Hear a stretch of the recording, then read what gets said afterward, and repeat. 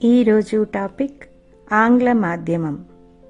సమస్య: సార్, నేను తెలుగు మాధ్యమంలో చదువుకున్నాను. ఇంగ్లీష్ సబ్జెక్టు నాకు బాగా కష్టంగా ఉంటుంది. మిగతావి ఏదో ఒకలాగా నెట్టుకొస్తున్నాను, కానీ ఆంగ్ల భాష ఇబ్బంది అవుతుంది. నేను 10వ తరగతి దాకా తెలుగు మీడియంలో చదివి ఆ తర్వాత ఇంగ్లీష్ మీడియంలో చేరాను. క్లాస్లో పాఠాలు చెప్తుంటే అసలు అర్థం కావటం లేదు. ఏం చేయాలో తోచడం లేదు. నాకు ఆంగ్లం మాట్లాడటం, వ్రాయడం, చదవడం, చివరికి వినడం కూడా కష్టంగా ఉంది. ఏదైనా సలహా ఇవ్వండి. వివరణ: గ్రామీణ నేపథ్యంలో చిన్న పట్టణాలలో ప్రభుత్వ పాఠశాలలో చదవడం వలన చాలామంది పిల్లలు ఎదుర్కొంటున్న సమస్య ఇది. ఇంకా చెప్పాలంటే చాలా పెద్ద పట్టణాలలో చిన్న చితక కాన్వెంట్లలో చదివేవారికి కూడా ఈ సమస్య ఉంటుంది. అంత మాత్రం చేత కొంపలేమీ మునిగిపోవు అని పిల్లలు తెలుసుకోవాలి. ఏదైనా భాష ఎలా వస్తుంది అని ఒకసారి ఆలోచిద్దాం. ఇప్పుడు అమ్మ కడుపులో ఉన్నప్పుడే మనం మాటలు వింటాం. పుట్టింది మొదలు అసలు మనకు భాషే రాని కాదు మాటలే రాని వయసు నుండి మన చుట్టూ ఉన్న వారంతా మాతృభాషలో మాట్లాడుతూ ఉంటారు. అలా మనతో పాటు భాష పెరిగి పెద్దదై మన భావనలకు వాహకముగా లేక రూపకముగా నిలుస్తుంది. ఇక బడికి వెళ్ళే 5 సంవత్సరాల వయసుకు ముందే మనం చాలా మాటలు నేర్చుకొని ఉంటాం.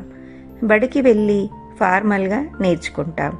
అక్షరాలు అన్నీ, పాఠాలు ఆ తర్వాత నేరుస్తాం.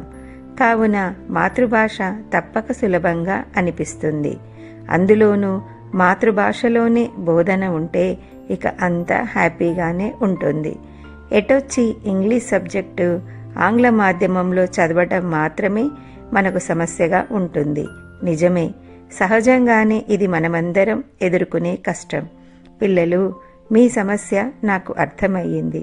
కారణం, నేను కూడా 1వ తరగతి నుండి 10వ తరగతి దాకా తెలుగు మీడియంలోనే చదివాను. అదీగాక ప్రభుత్వ పాఠశాలలోనే చదివాను. ఇక అందరిలాగానే తెలుగులో బహుదిట్ట, ఆంగ్లంలో తాటిమట్ట. 10వ తరగతి తర్వాత ఇంటర్లో తల్లిదండ్రులు ఆలోచించిన మీదట నన్ను ప్రభుత్వ కళాశాలలో ఇంగ్లీష్ మీడియంలో చేర్చారు. ఇక దానితో బాగా కష్టమయ్యింది. ముందైతే ఒక్క ఇంగ్లీష్లో తప్ప మిగతా సబ్జెక్ట్స్లో ఏదో యావరేజ్గా పాస్ అయ్యేవాడిని. 10వ తరగతిలో నాకు 100కి 52 మార్కులు వచ్చాయి. ఎప్పుడూ మార్కుల గురించి చింతపడలేదు. నాకు ఊహ తెలిసిన దగ్గర నుండి చదువును బరువుగా తీసుకోలేదు. అలాగని దాని మీద జీవితాన్ని ఫనంగా పెట్టనూ లేదు. ఏదో అలా గడిచిపోయింది. కానీ ఇంటర్ నుండి నాకు ఆంగ్ల మాధ్యమం వలన చాలా సవాళ్లు ఎదురయ్యాయి. నా చుట్టూ ఉన్న వాళ్ళు పాఠాలు బాగా అర్థం చేసుకునేవాళ్ళు. పరీక్షలలో ఒక్క తెలుగులో తప్ప అన్నింటిలో తక్కువ మార్కులు వచ్చేవి. చాలాసార్లు పక్క వాళ్ళు నా ఇంగ్లీష్ భాషా పరిజ్ఞానం చూసి నవ్వేవాళ్ళు. ఈ రోజు కూడా చాలాసార్లు నేను చదివించే పిల్లలు నా భాషను సరిదిద్దుతూ ఉంటారు. అంటే మీరు నమ్ముతారా?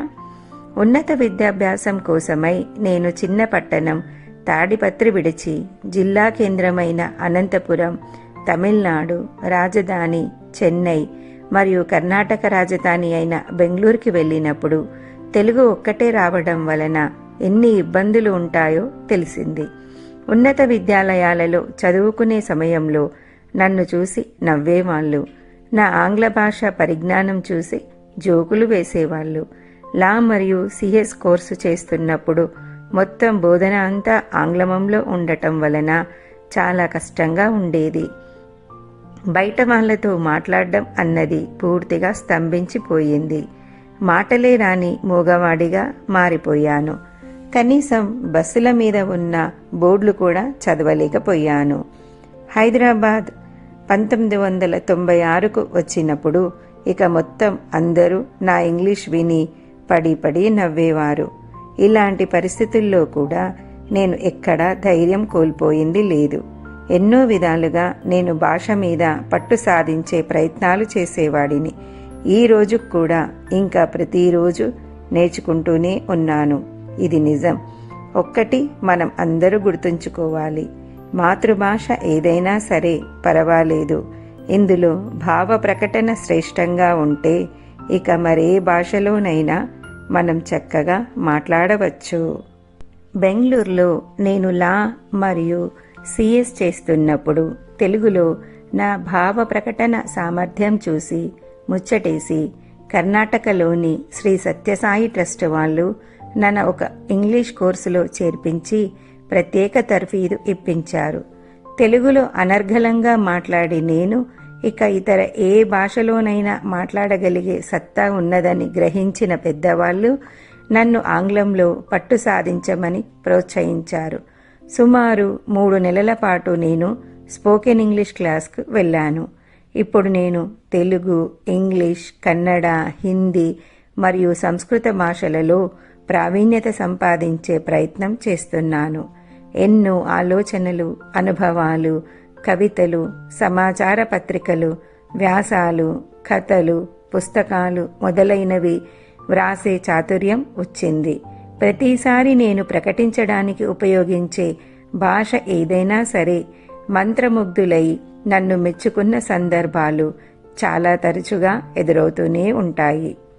నేను వివిధ సంస్థలలో గత 3 దశాబ్దాల కాలం పనిచేస్తున్నప్పుడు మిగతా పనులు ఎలా ఉన్నా నా భావ ప్రకటన సామర్థ్యానికి ఎప్పుడు 100కి 100 మార్కులు వచ్చేవి.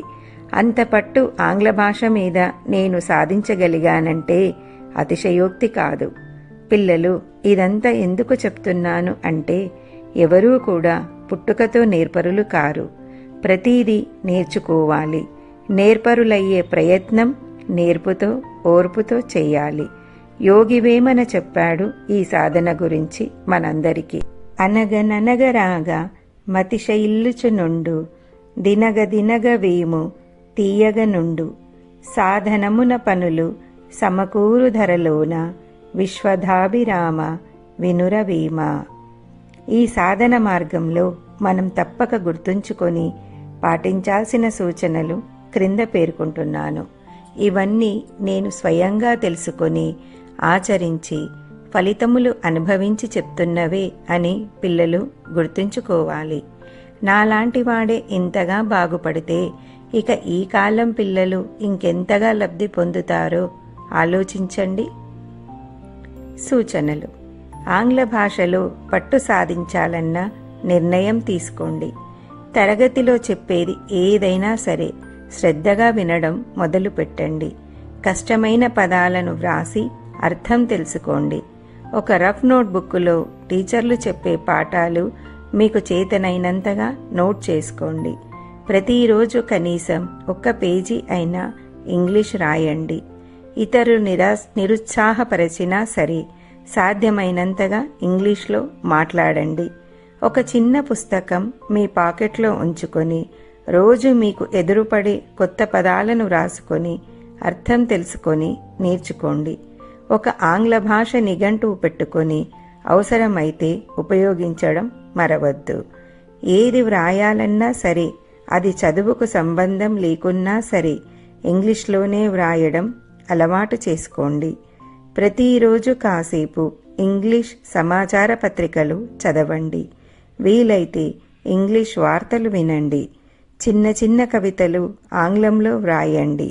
వ్యాసాలు కూడా ఇంగ్లీష్లోనే వ్రాయండి. ఎక్కడికైనా వెళ్ళి వస్తే మీ అనుభవాలను కూడా ఇంగ్లీష్లోనే వ్యక్తపరచండి. పాఠ్యాంశాలు ఏవైనా సరే వాటితో ఇంగ్లీష్లోనే స్నేహం చెయ్యండి. మీ దినచర్యని కూడా ఒక దైనందిని పెట్టి ఇంగ్లీష్లో వ్రాయండి. రోడ్డు మీద ఎప్పుడు వెళ్ళినా చూసే ప్రతి చోట ఇంగ్లీష్ పదాల కోసమే వెతకండి. తరగతిలోనే కాదు, ఎక్కడ అవకాశం వచ్చినా ఎప్పుడు ఇంగ్లీష్లోనే మాట్లాడండి. రాదు రాదు అని జీవితాంతం కష్టపడడం కంటే ఇబ్బందిగా ఉన్న చిన్న వయసులో నేర్చుకోవడం మంచిది. ఆంగ్లంలో 26 అక్షరాలు, తెలుగులో 56 అక్షరాలు. అదే నేర్చుకోగలిగామంటే ఇక ఆంగ్ల భాష నేర్చుకోలేమా? పివి నరసింహారావు గారు 16 భాషలలో ప్రావీణ్యత సాధించారు. ఆయన మనలాంటి మనిషే, మన తెలుగువాడే. ఆయన నేర్చుకోగలిగాడంటే మనమూ నేర్చుకోవచ్చు కదా. గమనిక: ఆంగ్లం నేర్చుకోవాలని అనుకునే వాళ్ళు ఎవరైనా ప్రశ్న అడిగినప్పుడు దానికి సమాధానం ఆంగ్లంలోనే ఆలోచించి సమాధానం కూడా ఆంగ్లంలోనే ఇవ్వాలి. సహజంగా ఆంగ్లం నేర్చుకునేవారు తెలుగులో ఆలోచించి దాన్ని ఇంగ్లీష్లోకి తర్జమా చేసుకొని అప్పుడు ఇంగ్లీష్లో సమాధానం ఇచ్చే ప్రయత్నం చేస్తుంటారు. దీని వలన వ్యాకరణ దోషాలు మరియు ఉచ్చారణ సమస్యలు వచ్చే అవకాశాలు ఎక్కువగా ఉంటాయి. ఆంగ్లంలో ఆలోచించడం ఎలా అనేది మీకు అర్థమైతే మంచిది.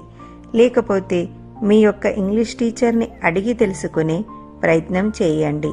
ఒకవేళ మీ టీచర్కు కూడా తెలియకపోతే యూట్యూబ్లో చూసి నేర్చుకునే ప్రయత్నం చేయండి. ప్రేరణ మంత్రం: practice makes a man perfect. స్ఫూర్తి: పిల్లలు, మీకు మీరే స్ఫూర్తిగా నిలవాలి. ఈ విషయంలో మీరెలా ఆంగ్ల భాష ప్రావీణ్యత సంపాదించారు అన్నది తెలుసుకోవాలని ఉంది నాకు. మీరు మీ అనుభవాలను ఇంగ్లీష్లో వ్రాసి నాకు మెయిల్ చేయండి, చూస్తాను. balachandra70@yahoo.com. Win spell English Mantra by Lalitha Lahari. Write something every day. Invest your time for English. Never shy of your mistakes. Speak in English all the time. Pay attention while learning. Learn something every day.